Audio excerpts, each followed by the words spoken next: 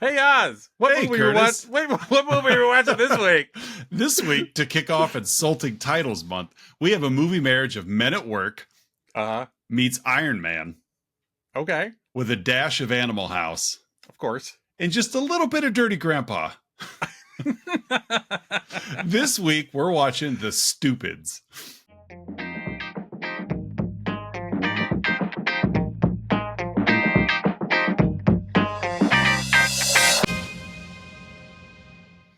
Yes, we are, and it's your movie and your movie marriage because because I'm gonna act like maybe I don't know, my intellect just fell in line with this movie. Well, I was wondering pre-show where you're like, oh, I gotta get a punchline, and I'm like, okay, I know we're doing to be transparent. We are recording back-to-back episodes this evening. We are. So I'm like, okay, well, you're putting in the work before your episode, and but no, you thought this was your episode. No, it was I thought this was mine. Well, and what movie marriage did you have? Okay, well, I would have gone with True Lies, also Animal House, The Little Rascals, The Maltese Falcon, Okay. with my punchline being The Horror of Dracula.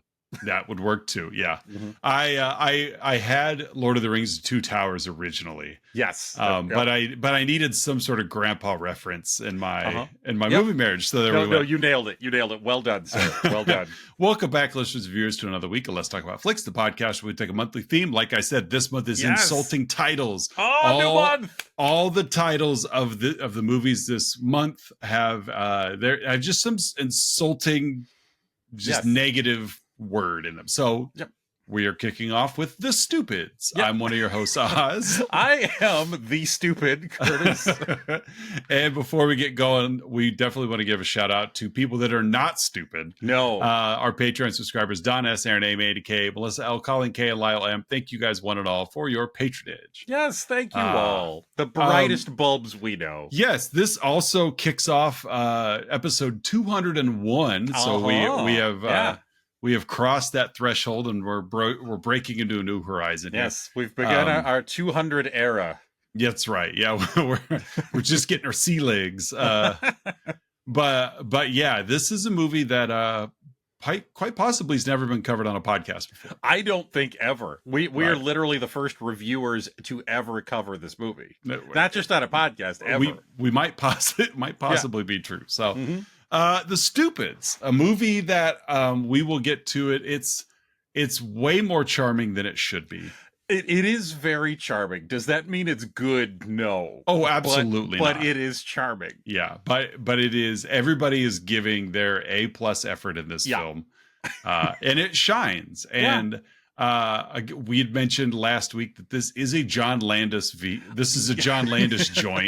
Yeah, it is a John Landis joint, and that's probably the best way to put it, because someone had to be smoking something to make this movie. Yeah, I wonder, like, what happened to John Landis?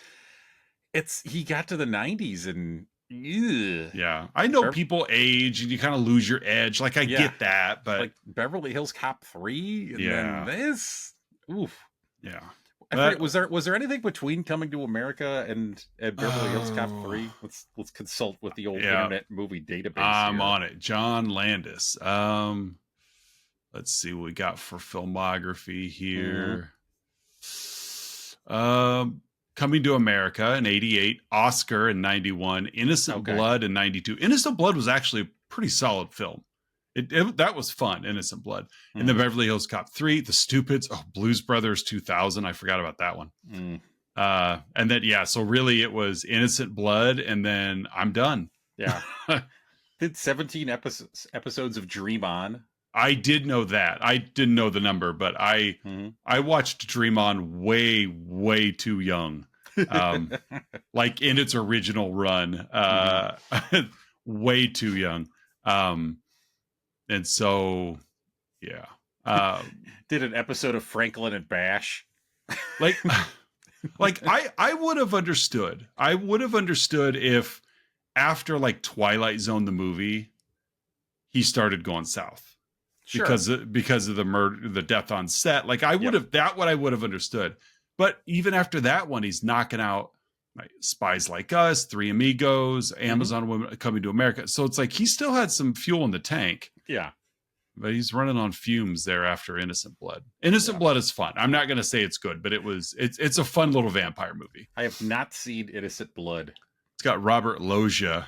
Robert Loggia. And Don Rickles and Anthony LaPaglia. A young Kim Coates, Chaz Palminteri. Yeah, it's fun. It's a fun movie. Marshall Bell. Leanna Quigley. Sam Raimi's. Of course, he likes to cast, he likes to cast other directors like Angela Bassett, Frank Oz, Sam Raimi, Forrest Ackerman, Dario Argento. Tom Savini. Yeah. So it's a fun movie. So, but so is The Stupids. This movie, there's no word to describe it other than stupid. Well, and I think they know that. Like, yeah, it's it definitely is. It's a dumb movie, I mean, but it knows it's a dumb movie. Yeah, it's as on the nose with a title as one could be. Yeah, like it is very self-aware. Yeah, the theatrical poster says Tom Arnold is stupid. Yeah. It is based on a book series. Mm-hmm. So there you go. Who is in this movie? Oh, well, I mean, we've got Tom Arnold as Stanley Stupid. Literally, the last name of the family is Stupid. So, Stupid. So the title, The Stupids, it's in reference to. It's not just belittling the family. That is literally their family name, The Stupids. Yes, it is. We have Joan Stupid, played by Jessica Lundy. Buster Stupid, one of the two children, played by Bug Hall. What a great name. Bug Hall. Who was also in The Little Rascals. Yes, he was. Alex McKenna as Petunia Stupid, filling out the stupid household. We've got, I'm not going to mention everybody, but we have Mark Metcalf. Yes, Mark Metcalf as Colonel Niedermeyer. Yeah, returning as Niedermeyer. Yes, returning, what would this have been? 18 years later after Animal House. After getting shot by his own men, even. Yeah, he made it back. We've got Frankie Faison as the Lloyd. I love that part. Yeah. We also have we've got Christopher Lee as evil Mr. Sender. Yeah. There's a who's literally in a scene. Yes. There's a Jenny McCarthy appearance. We have a young Max Landis in there.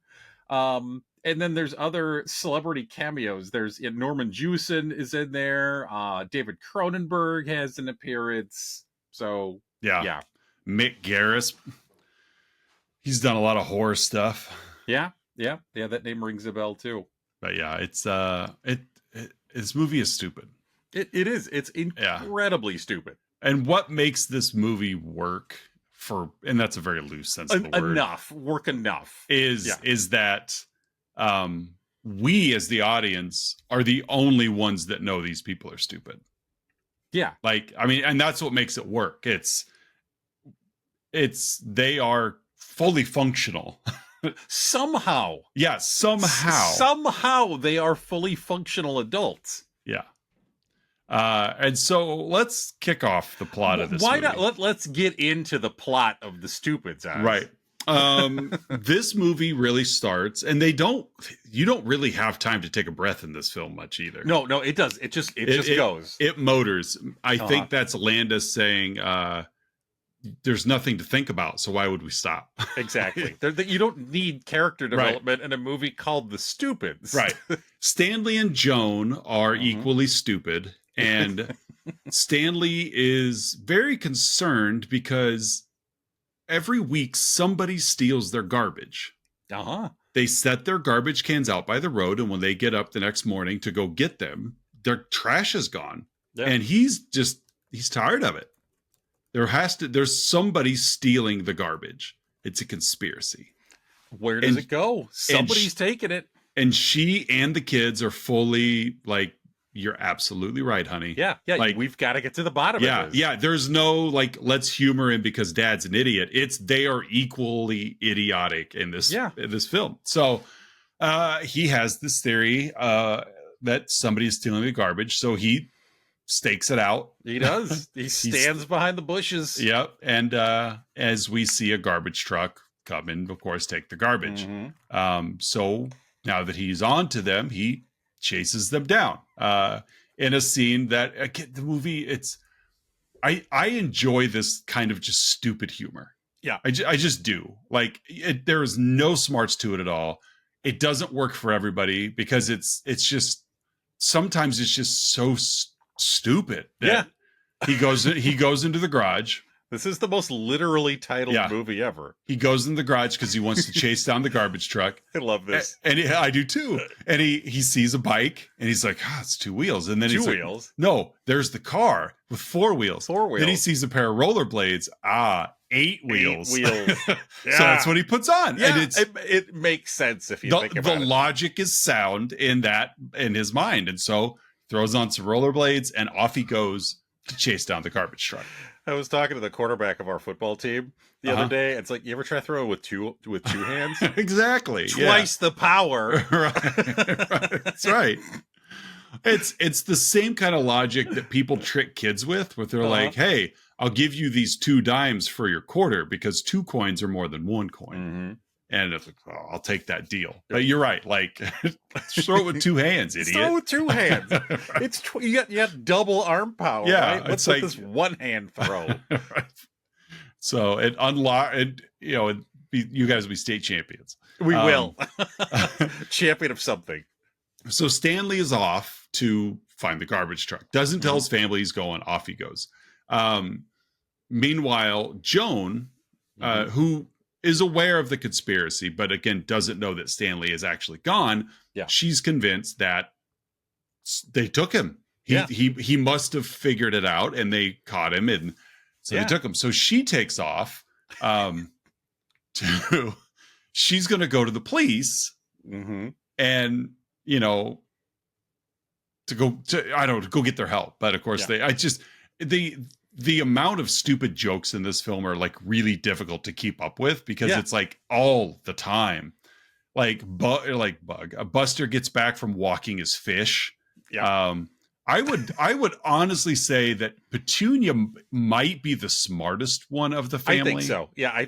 I if you had to rank them by intellect, Petunia. I mean, because she's the one who later on figures out when they're trying to start the car. Yeah. And Stanley has put the keys into the glove box. Yeah. And it won't start. Switch positions. Yeah. Now you hand him the keys. Exactly. So it's almost like somebody in the family's got to move the plot along in the movie, and that's Petunia for us. So Stanley follows the garbage truck all the way to the city dump. There's this fun little scene where he gets tired of rollerblading, and and the garbage truck stops at a stoplight. So he just sits on the back of the garbage truck and then takes a nap. He just falls asleep, and then never falls off or anything. Nope. And when he wakes up, they're getting gas. Well, of course, when he wakes up, he can't see the garbage truck anymore because it's behind him. Could be anywhere.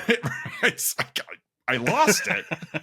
Oh, there it is. It's just, but anyway, follows the garbage truck all the way to the city dump again because he wants to figure out who's stealing the garbage. Yeah. So logically, that's where you go. As he gets there, he comes across Colonel Niedermeyer, who has used this garbage dump as a isolated location to sell weaponry to terrorists. Because he's an arms dealer now. Yes, Colonel Niedermeyer. Yeah. He's an arms dealer. And he's still military too, by the way. Yeah, he's very bitter military. Yes. And so Stanley just walks up on it, like, just, hey, what's going on? And it's best just being Tom Arnold, really. Yeah. Hey, buddy, but again, none of this selling weapons remotely interests him at all. No, he doesn't get what's going on. No, he has no clue, but yet he's infiltrated this situation and nobody recognizes him or whatever. So they get this idea of like, well, he must be a secret agent. Yeah. Who else could possibly pull this off? Right. Niedermeyer is like, the government must have sent him. He's undercover. We have to assassinate him. Got to get rid of this man. They have no idea. Meanwhile, like, he's like wrestling with an inner tube. Like, it's, but they're watching this stupidity and they're thinking that he's just downplaying his genius. Yeah. Yeah. Because that's what you do if you're that good at your job. Yeah. And so the movie, I won't say it hops around, but yeah, so we have to assassinate him. So they keep sending out better and better assassins, I suppose. And of course, none of them work. Like just hijinks or whatever stupid situation arises. And anyway, he bests them all, completely unaware that they're even there. Like, oh yeah, he has no clue, no idea. So the last one drives by in a I almost put road rash in my movie Marriage. As he drives up on a motorcycle and attaches a bomb to the car, which does go off, but not, and it doesn't kill Stanley Stupid the way Niedermeyer thinks it does. Yeah, it completely blows up the back half of the car, but leaves the hood intact. And fortunately, Stanley was standing in front of the hood. Exactly. So it makes no sense, but this movie's stupid, so it's okay. So again, Stanley's gone. Joan and the kids believe he's been kidnapped by a Chinese restaurant. Yep. So they go to the Chinese restaurant to get him. The kids they think it was the Chinese restaurant because they put a menu in the door. Exactly. Yeah. Of their home. Right. They're giving them clues. They're sending a message. So the kids go to look for Dad at the Chinese restaurant. Joan, meanwhile, has this theory that the police are in on it. And they've turned against them, and it's the police that are responsible for Stanley being abducted. So the kids and Joan do reunite, and they all end up back home. But now it's just they don't know where Stanley's at. They just know that the police are behind it as he's looking for the garbage. Yep. We get a fun little backstory, which does mildly answer the question, what do they do for work? Like, what are these people qualified to do for work? And we find out, as Joan's telling the kids, that Stanley used to work at the post office. Well, he used to be a courier for the government. No, that's true. He was a mail carrier. Yeah, he was a mail carrier. And so he would look at the number on the envelope, and if he saw that number out in public, that received the mail. There's a house number next to a sewer grate. He's just dropping that house's mail down the sewer grate. There's like a ID number on a wood chipper parked out front of a house. He just, this mail goes there, tosses the mail into the wood chipper. Well, he's sorting mail one day in his postal service career and comes across several letters that are marked return to sender. So, not understanding what that means, he thinks then there must be a person named Mr. Sender that is responsible for basically stealing all of this mail. Well, yeah, he's getting a whole lot of it, right? Why does it have to go to Sender? So he, of course, questions his boss, who probably is the only person in the movie that realizes this guy's stupid. And he fires him the next day, which only sends the message to Stanley that the post office is in on it. They're all in on it. Everything's given a reason. Everything's a conspiracy in this movie. I don't understand, so it must be a conspiracy. And so he then sets out on a quest to figure out who Mr. Sender is. And we get this fun, like this fun fantasy cut to of Christopher Lee in all of his just beautiful Christopher Lee. I just not Sauron Christopher Lee, but like Hammer Chris. Oh, it's so rich as he's like, there's lights and flames and basically and a mail dump. All this mail comes and he's like Smog. There's like a big dragon head furnace next to his throne that he throws the mail in. Oh, it's just, I will say this movie, I didn't put it in my 3, 2, 1s, but this movie has glimmers of Landis. Yes. Like, even though it's John Landis in his not so great directing years, it's still John Landis. Of it. There's flashes of production value and directing. It's like it's a well shot movie. Well, and it's still a Landis movie. There's one scene where like the kids they tie their buses to, or they tie their bikes to like a bus bumper, and the bus drives away, and on the back of the bus is a see you next Wednesday. See you next, And so it's just, there's those, just those Landis cinema mannerisms. Landisisms. Yeah, exactly. So but unfortunately, so Stanley now, he tells his family about, we already know about the Mr. Sender conspiracy. Now he tells them about this garbage conspiracy. So it's probably the same guy. It's all coming together. Yeah. Mr. Sender is responsible for stealing all the mail and garbage from Americans. And he has hired the police to kidnap anybody who discovers the scheme. Yeah. And you know what? Makes sense. Joan and the kids are like, I think you're right, Dad. Yeah. So somebody's got to take action on this. So let's grab the phone book and find this Mr. Sender. Like, somebody's got to stop this man. Yep. And of course there's someone named Charles Sender. Exactly. And he's like a Mr. Rogers-esque. He's just a sweetheart of a guy. He's like a museum curator. I think. Exactly. So they set off to go find him. They follow him basically to a TV studio where like Sender's talking about what he's going to do. Stanley ends up on this talk show. Again, remember, Niedermeyer thinks he's dead. Yeah. Yeah. So, so the whole like arms, like contraband thing is still this like through plot, but it's secondary. So Stanley ends up on this talk show where every guest on the talk show just shares like their weird family secret or whatever, Yeah, it's like a Jenny Jones, Maury, Sally, Jesse Raphael. Like a 90s syndicated talk show. Yeah, just, what's the silly plot line? What's the silly theme for the day, And so they get to him and they're like, well, what's your family secret? And he reveals that he's his own grandpa. Yep. And they're like, what? So he starts singing the song. Yeah. I'm my own grandpa. And the lyrics of the song reveal the lineage of how something like this would happen. It's a catchy song. It is. It's a very catchy song. Dense layered lyrics. The audience is all popping their heads back.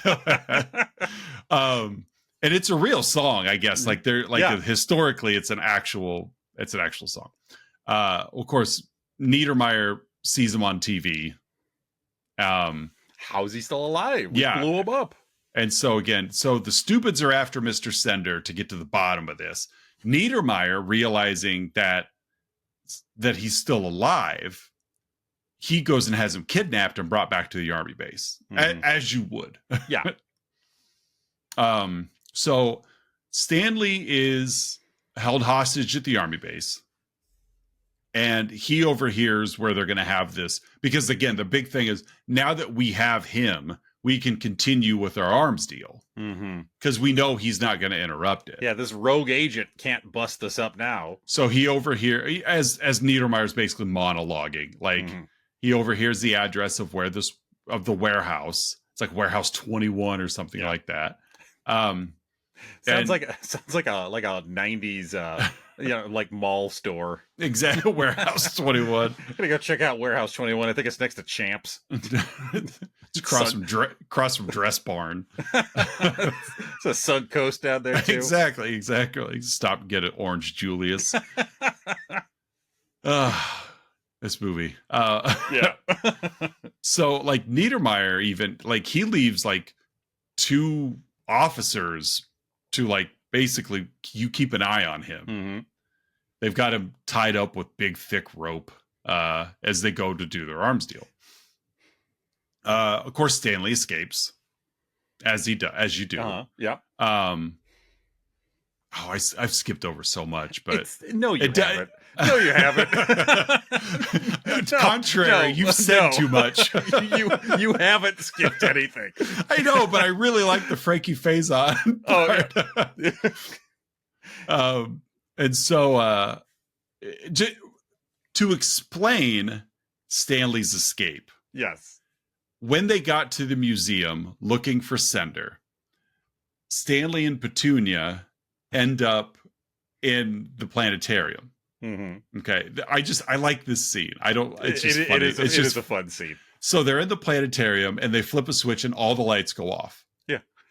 So they assume they're dead. Yeah, because they see it's dark and there's stars. Yeah. So then they flip another light and the planetarium lights turn on, like the projection. Well, now they know they're dead because we're in heaven because of the stars. Yep. And this is where Frankie Faison's character Lloyd comes in. He's the janitor. He's just cleaning up. And so they're like, "Are you the Lord? Are you God? Because you must be because we're dead." And he's like, "It's pronounced Lloyd." And they're like, "Oh, we've been saying it wrong. We've been wrong for years." Right. It's not Lord, it's Lloyd. Okay. And they have this back and forth where, of course, Stanley and Petunia are convinced we're deceased. Yeah. And, Lloyd is just the janitor that's like, "You guys aren't supposed to be here." Yeah. Mainly, so you're going to send us back? Yeah. Well, exactly. Like, we're closed. You need to, and so he does. He sends it back. Well, back to the army base. That was earlier, but the army base is these guys were using, they were talking ill of the Lord or whatever. Mm-hmm. And this is where Stanley's like, "You don't use the Lloyd's name in vain." He's so bad. He breaks through the ropes. Well, one of them spit a piece of gum on the floor. Oh, that's right. That's right. And Lloyd had told them earlier when they were dead at the planetarium. Yeah. Like give us what's your one piece of advice for a good life or whatever? You throw away your gum. Yeah, and they didn't, which sets him off. Yeah, he busts out of the ropes. Yeah, he just rips out of the ropes. And escapes. Okay, so Stanley has escaped the army base, and he's he's caught back up with the family, and we get that scene where Joan's in the driver's seat. Stanley gets in the passenger seat, and she hands him the keys. Yeah, because he should drive. Yeah. So he puts the keys in the glove box, like the lock, and the car won't start. He's very panicked too. They're all panicked. We have to get to the warehouse. To which the Petunia's like, "Mom, Dad, switch spots." Mm-hmm. So they leave the keys in the glove box. Yeah. Get out, do like a Chinese fire drill to switch seats.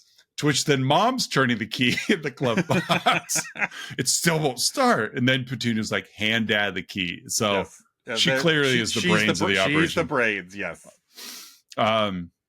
So they're convinced that if we go to this warehouse, we're going to find Sender. We're going to find all the stolen mail. Because again, that's their mission. Yeah. Who's stealing the garbage in the mail? Meanwhile, they're like hot on Niedermeyer in this contraband of terrorists plot line here. So they get to the warehouse. They confront Niedermeyer, and which Stanley just jumps up. He just stands there, basically tries to, "You guys could be good, okay? Like, just try and." Again, he thinks they're all responsible for stealing the garbage. Yeah. Not doing an arms deal. Right. A battle breaks out. Lots of fire. Lots of everything. Lots of ammunition, lots of gun fighting, and at one point Joan ends up down there and she's like, there's all these little fires everywhere. Right. Be careful, Stanley. And it's almost like meta commentary on these kinds of like action scenes and movies. There always happens to be like little fires everywhere. Just like a little puddle fire or something. And so all of this is breaking out. Well, all of these explosions have then someone's called the police. They send the police to investigate the warehouse. All the cops, they're all there. All the police show up. They're all the police. They arrest everybody except Niedermeyer, because Niedermeyer was the head of it. He's actually got he's got one of the police jackets, and just puts it on and walks right out. After all this explosion, they see Mr. Sender, Charles Sender, He's lost. Yeah. Like he's been driving his van and he just got lost. So he's like in front of the van with a map trying to figure out how to get back on track. Stanley thinks he's the hero and Sender's still the bad guy. So he comes up to give him this advice on how, I can help you get back on track. To which Sender's like, you can't. Yeah, you got to turn yourself around. You need to make all the right turns, or something. Just something that can easily just be translatable to giving someone driving directions. That just drive towards the light. Right. Just go towards the light. And it was like, well, thank you very much. And so Stanley's like, basically like all in a day's work. Like, I've done it. I've set him free. I've saved Charles Sender. So the stupids go home. And who's there? Niedermeyer's waiting for him. Of course he is. Well, earlier in the movie, when Stanley was missing and Joan didn't know what to do, the kids said, dial 911. Mm-hmm. And she says, this is more urgent than that. Yeah. She dials initially it's we got to dial 1011. Right, that's right. Because it's one more important. Exactly, but no, it's bigger than that. Yeah. So they end up dialing a full phone number and ends up calling this like food guy, like this like Italian. It's some deli. Yeah, some delicatessen or whatever. And they order again that whole misconstrued conversation. Yeah. He thinks they're ordering food. He shows up a couple different times at the house. Well, as Niedermeyer is, waiting for them in the house, he's going to shoot him. Like he's going to kill them. The delivery man that they had talked to from the deli, like throws the door open. Obviously, he just barges into their home. That's how you deliver deli. That's true. Barges into their home. Of course, knocks out Niedermeyer. They're all like, "Oh, do you work for the Lloyd?" He's like, "I work for Sal." And they stupid celebrate by having an outdoor barbecue. There was some alien silliness from earlier that shows. It's just all these little asides that really don't matter at all, but they're just there. And the weird animated pets they have. Yeah, like these claymation pets. And they have a dog and a cat. It's just weird. At one point, like Stanley gives the car mouth to mouth and he gets like Big Trouble in Little China Lightning going. I had that in my movie Marriage at one point. But yeah, that's the stupids, guys. This movie really is pretty stupid. It lives up to its name. But it's so like it does have a charm to it. It's just like naively humorous. Yeah, like the characters are so likable. They are. They really are. Because they're so naive and so just innocent. Yeah. And warm, like they're all warm. Yeah, they're very polite people, and like you want them to do well, but at its core, they're just so stupid. Yeah. Well, hey folks, at this point in the show, Oz and I give our own unique rating to the film we've been yapping about. In this case, 1996's The Stupids. Oz, how would you rate this flick? I'm gonna give this 4 claymation animals. There you go. That's a solid rating. What are you giving it? I'm going to rate it 10-1-1. Sounds good. Thank you. Yep. Next up, Oz and I have scoured the interwebs searching for unprofessional reviews that tickle our funny bones, and we hope they tickle yours as well. In this week's edition of Outside Insights. Oz, what is your Outside Insight? I have 3. Let's hear them. The first one is a 5-star review that says, I think the stupids could beat every Avenger by accident. They're probably not wrong. That's Jeff. Yeah. Thanks, Jeff. The second one is another 5-star review from Bella. I lost count of the explosions and deaths, but either way, Christopher Lee took it home. And then the last one is Sire K, 5-star. Okay. This one's longer than the other 2. I'm a little ashamed to admit that I really like this movie. Maybe it's because I went into it with such low expectations, but I was pleasantly surprised. It's just so silly, and the characters didn't annoy me, and it was all very colorful and cartoonish looking. I smiled and laughed through the whole thing. If you like humor, you'd love this movie. It was great. Yeah. So I get kind of like the characters. Like, how do you tear them down? Like, they're trying. So those are my 3 outside insights. What do you got? I'm going to share two, if you don't Fair. mind. Oh, absolutely. Both from the Internet Movie Database, both 10 out of 10s. Excellent. The first one is pretty recent, from March of 2023, left by Nia MH, with the subject line Pure Fun. I love this film. I have been watching it since 1998. I think about it several times a year. It's so simple yet brilliant. You can't go wrong, really. It's called The Stupids, and that's exactly what it is in the most lovable way. Just give it a chance and enjoy yourself. If nothing else, enjoy the playful textures in their house. Watch it for that. Yeah, it is a very bright house. Oh yeah, like, very spacious as well. Yeah, it's yeah. I thought about working that into one of my HUDs, but yeah, it is a very large house. Yes. The other one is from I Love Cheese BG, left in October of 2002. This is one of the great comedy gems. Even classic comedies like Dr. Strangelove or Monty Python and the Holy Grail can't contend with this powerhouse. Director John Landis gives us his best comedic direction since Animal House. Look out, Tom Arnold is the next Robin Williams. I love the energy, but even that's a little much. What was the date on that review? 2002. Okay. Yeah. Didn't hold up. Nope, didn't. But still fun. Yeah. All right, folks. It is that point of the show you've all been waiting for, the Let's Talk About Flicks signature segment, the 3-2-1, in which Oz and I each share 3 goods, 2 bads, and 1 about this week's movie, The Stupids. Oz, what are your 3 goods? My first good is just the silly humor. It just makes me happy. Like it's just the jokes that shouldn't work. Yeah. Like when the kids come home and the parents are gone, so they're looking for their parents by like under the couch cushion. They lift the toilet lid. Mom, Dad. It's just stupid. Like it's almost this like it's such an easy joke. Yeah.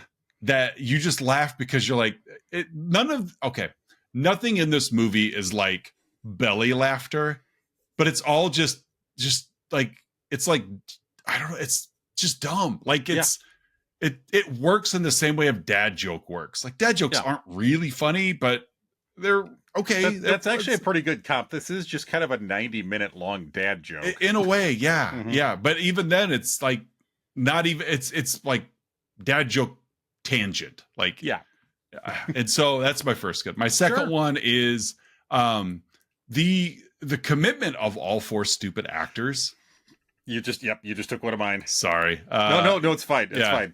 But like Tom Arnold is like he does fine. Like Tom Arnold's great in that role, but the Jessica Lundy and the kids, like they were great. Yeah, they did exactly what was asked of them. Yeah, and brought it. Like of the 3, none of them were bad actors. No. They really nailed this role. They were stupid actors. They were, but it's like, like they clearly have talent to be able to hone it into this kind of thing. Correct. And so it was fun, like when they're in the museum and they come across, they get on the elevator and they think that it's a time machine. Yeah. So when they land on the floor, because like, what year do you want to go to? And like Buster just hits like 4, 3, 2, 1. Yeah. B or like BC, and he thinks they've gone back in time.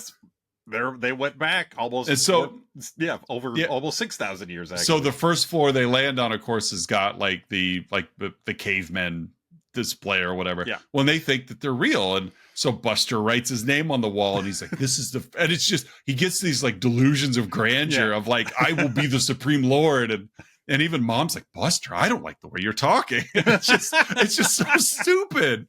And he's like, "You're right, Mom. Sorry." And they're just so sweet. So that's my second. It's just the commitment of the 4. Yes. And then just the CPR on the car that brought that brought like the 80s era lightning bolts. I love those lightning bolts. I love blue lightning bolts, a la Big Trouble Little China or Mortal Kombat, or just silly blue lightning bolts. So the CPR in the car brought that for me. So that was my third good.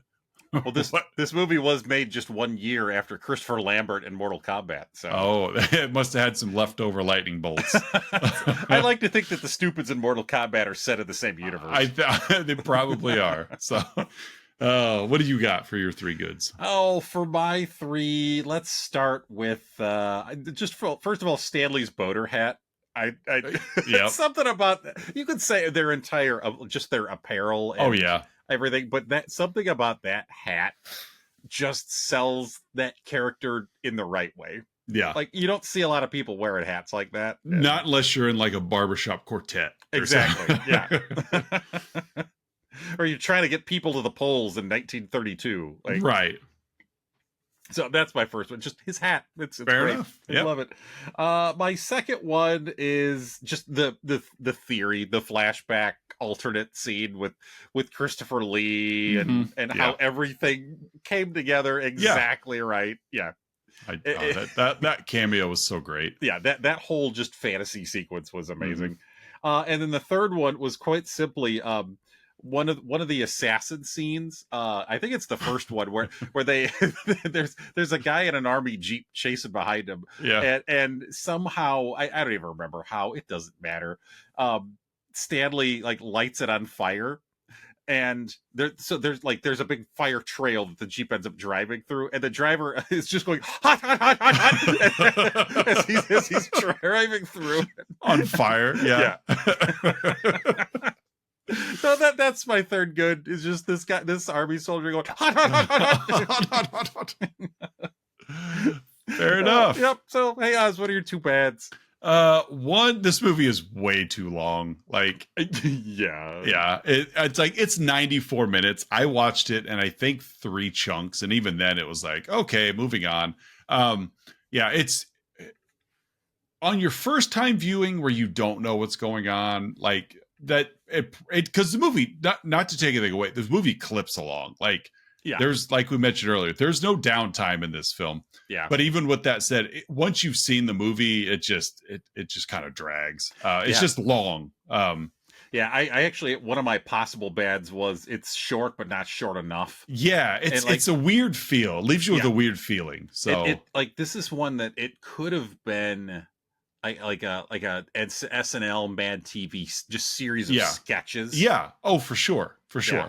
But yeah, this movie is like the white wine of comedy. Like, why is my mouth dry when I'm putting liquid in it? Like, this is a weird feeling. Yeah. So yeah, this movie, it just feels too long, but that's okay. And two, they absolutely wasted Christopher Lee. Yes. Also one of my possibilities. Despite that scene being so awesome. That was it. Like, that was all they had of Christopher Lee. So kind of a bummer, but whatever. That's my two bads. Yeah. What do you have? I'm going to be kind of nitpicky with my first one. That's fair. And it doesn't linger on it, but there's towards the beginning of the movie when the guy from I think it's a Chinese restaurant puts puts a menu in the door, there's a gong sound. Yes. And then like a little later on, when we see it, we'd flash back to Stanley delivering mail, and ignorant me, I don't know which Eastern Asian language it is, but he has a letter that has some Eastern Asian script on it, and he hands it to some Asian children that is, this must be for you. Exactly. Like, yeah, you didn't have to do that. Yeah, I agree. Yeah, that was kind of like, you chalk it up to the innocence of his character. Yes. But still, like, but regardless of the character, like, the movie made that joke. You didn't have to make that joke. Yeah. And then my other one was the movie does, my other bad is the movie does drag a little bit when Stanley's not on screen. It does. Again, the kids and the actress who played Jessica Lundy, not that they did a bad job, right? But again, there's the plot is all Stanley. Yes. And so it just kind of drags a little bit when he's not there. I agree. I could see that for sure. Yeah. Okay, those are my two bads. Oz, what's your one for the stupids? To be fair, because this movie is supposed to be stupid, it kind of was hard to come up with a convincing Like, because well, I mean, the whole movie is a huh. Yeah, exactly. The movie's stupid. Movie. Yeah. Yeah. So my huh is kind of that overarching, like, why does no one realize that these people are idiots? Like everybody gives them the benefit of the doubt. Well, Stanley in particular, everybody gives Stanley the benefit of the doubt of being a genius. Yeah. So like no one ever like asks him, like especially like the Niedermeyer thing. Like he just assumes he's a secret agent, top notch. Nobody ever asks him like, what's up? But yeah, well, you even mentioned it very briefly earlier that the one moment in this movie where somebody kind of realizes and acts on it is in the flashback where his boss at the post office fires him. Yeah, for asking what does return, like who's Mr. Sender? Why are we sending him all? And like you're fired. Like you're stupid. You could not come back tomorrow. Right. So that's my huh. It's just why does no one realize that these people are idiots? Yeah, that's fair. What's your huh? My huh is, what was Joan's maiden name? If she married into the stupid family. That's right. What was her maiden name? I don't know. Like, that's a great question. Like, I would like to see the prequel.